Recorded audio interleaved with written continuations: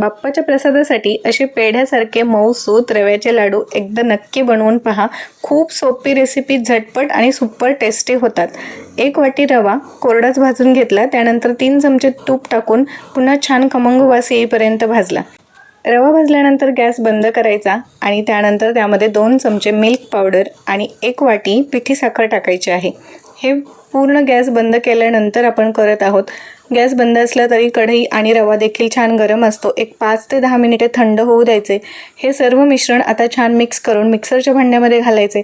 मिक्सरमध्ये वाटत असताना 2 चमचे तूप टाकायचं आहे। गरज पडल्यास आणखी देखील वापरू शकता। यानंतर हे एका भांड्यात काढून घ्या। आवडीनुसार ड्रायफ्रुट्स टाका। इथे मी पंपकिन सीड्स टाकलेले आहेत आणि छोटे छोटे पेढ्यांच्या आकारांचे लाडू बांधून घ्या।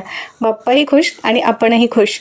चला तर मग, रेसिपी आवडली असेल तर लगेच लाईक आणि कमेंट करा आणि चॅनल अजून सबस्क्राईब केलं नसेल तर लगेचच सबस्क्राईब करा।